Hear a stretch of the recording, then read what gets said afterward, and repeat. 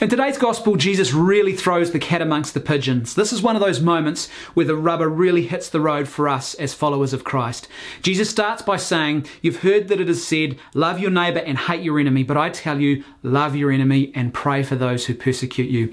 This is really difficult stuff. This is meat and potatoes, bread and butter Christianity, and it's Christianity at its most difficult, because for all of us, it is extremely hard to overcome that desire to hate people who we deem to have done wrong to us, to hold bitterness or resentment against people who we deem to have done things to us that are harmful or hurtful.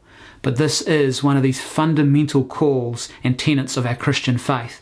And it was no less shocking and scandalous to Jesus' listeners as it is to us today, because we live in a culture today which places a high value on dominance and being on top and winning and not losing and not surrendering.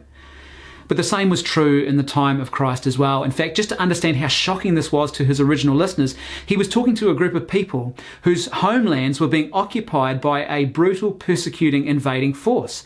The very fact that the Roman army occupied the Jewish homelands made those lands unclean. And yet Jesus says to those people, you have got to love your enemy and to pray for those who persecute you. So today, perhaps something concrete we can do to live out this gospel calling is to start by thinking about the people that perhaps we hold bitterness in our hearts towards, the people that might have wronged us in some way, no matter how serious, and asking for the grace to truly forgive, to love, and to pray for those people for their good and their well-being as well. There's an old saying that goes like this: when you're praying for people, you don't have time to pray on people. If we want to be someone who truly lives out this calling to love our enemies and to pray for those who persecute us, we have to pray for the grace to be able to do that. We have to spend time actually concretely in our prayer praying for those people.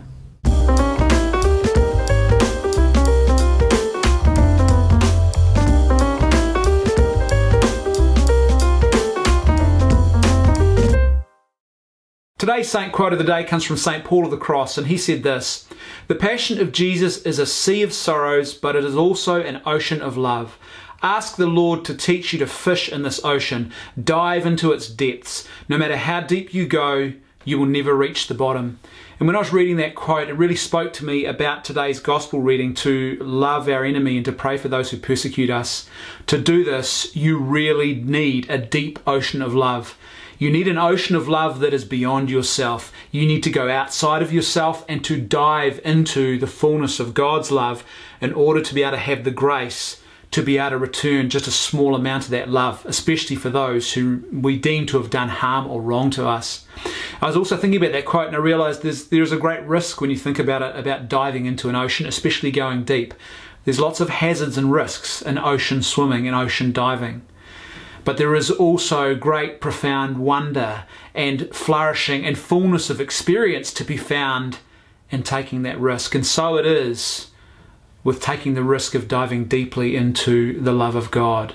And it's only by diving deeply into that love and allowing it to saturate our own hearts and minds that we are going to be capable of living out today's gospel call to love our enemies and to pray for those who persecute us.